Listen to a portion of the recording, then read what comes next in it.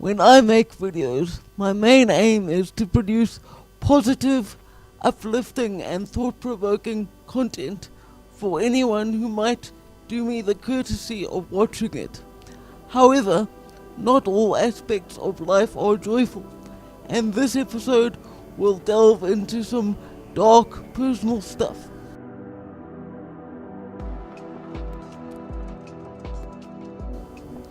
I'm fully aware that in making this video, I opened myself up as a target for scorn and mockery.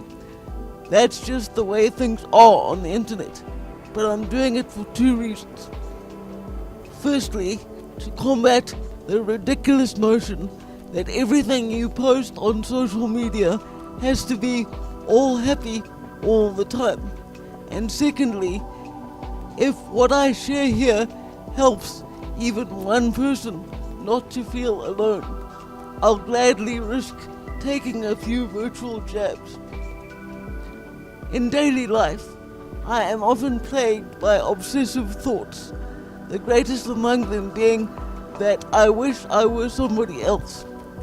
Living as I do with quadriplegic cerebral palsy takes a toll, but not just in the way you might assume. Spending most of my days in a wheelchair gives me a lot of time to think. Too much, in fact. As a result, I am deeply critical of my own flaws to the point of self-loathing. When I get stuck in one of these downward spirals, the conclusion my mind always seems to reach is that it would be better if the life I possess had been granted to someone who would actually be able to achieve something useful with it. Dealing with such nihilistic thoughts is actually why I remain so committed to my training in fitness and taekwondo, because engaging in difficult physical tasks grants me a brief reprieve from the harshness of my thoughts. Even then, however, the voice of my internal judge asks, does any of this really matter?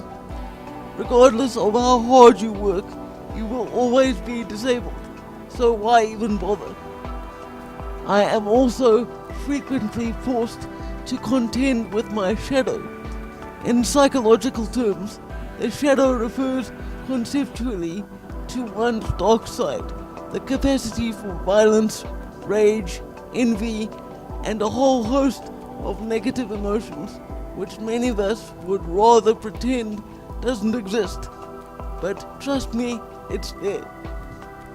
I'm now at the age where most people I know are either getting into committed relationships or having children. I, by contrast, have only had one real romantic experience in my entire life. It was brief, and because I was naive and put my trust in the absolute wrong woman, it ended in my total emotional destruction and left me consciously wishing for death. I'm doing better these days, and the dominant part of my psyche does not hold all women accountable for this experience, nor blame the average lady for having no romantic interest in someone like me. My disability makes me a social outlier, and for the most part, I can accept that. However, there are times when seeing the happiness of those around me awakens my shadow and brings forth such malice and contempt that I truly frighten myself. It's for this reason that I can understand how totalitarian dictatorships are allowed to rise, or what would motivate someone to pick up a loaded gun and empty it into a crowd of strangers.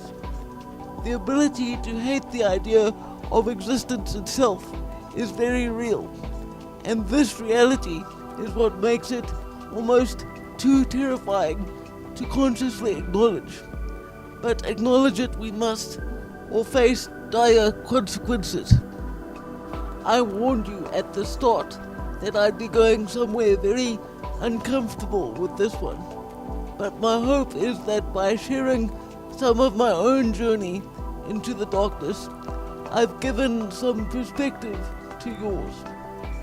Remember that comments and feedback are always welcome, as is support for my work via PayPal. Have a pleasant day.